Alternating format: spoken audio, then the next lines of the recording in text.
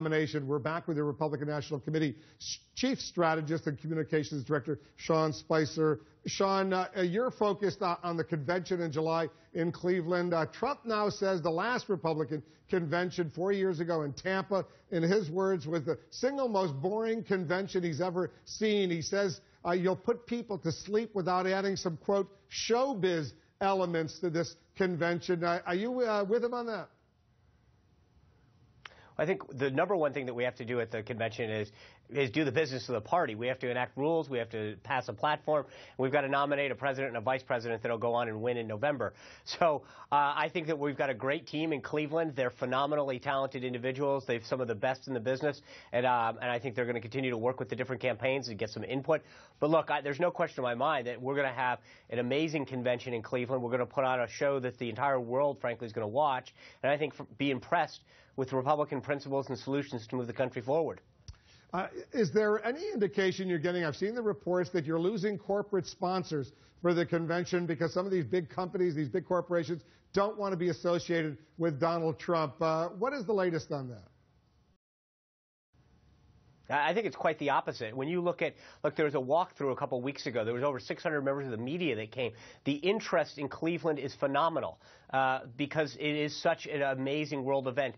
So I actually think it's quite the opposite. I read a report that the host committee is on track to already have over $54 million of the 60-something that they need. This is a historic number of what they've of what they've raised. So it's quite the opposite. I know what I think people confuse and where I think a lot of times you see some of these stories is that they'll say, well, so-and-so is not planning on having a party. When it comes to the actual funding of the convention, which is entirely being done with private funds this time, you look at where we are. We're actually ahead of where we've been historically. They've raised a record amount. So we're doing just fine, thank you. And frankly, it's the Democrats who are having a big problem when you look at their ability to fund what they did in Philadelphia. That comes on the heels of their problems to fund their North Carolina convention last time. They had to take a big loan from a bank because they couldn't fund it. This time, I think, again, we're well ahead of where we've ever been. It's going to be a phenomenal convention.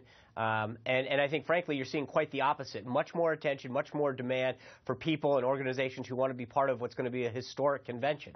Listen to Trump talk about what a lot of people fear could potentially happen, some disturbances at the Republican convention. Listen to this.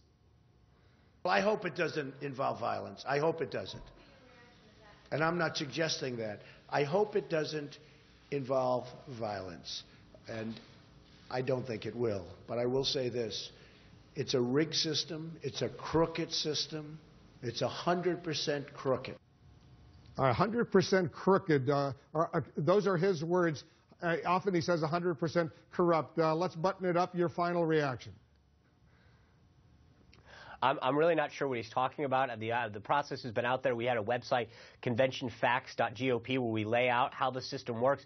These campaigns have noticed these rules. Look, Mr. Trump's got 37% of the vote and 45% of the delegates. He's doing pretty well under this system. When he went to a state like Florida that had 99 delegates, because he was the highest vote getter, he got all of the delegates. I didn't hear too many complaints then. If he does really well tomorrow night in New York, he could walk out with almost all of the delegates because it's winner take all by congressional district for the majority of delegates. I don't know that he's going to think that that's a bad system. It seems that when he does well, it's a good system, and when he doesn't, it's a rigged system. Sean Spicer of the RNC, thanks very much. You bet, sir.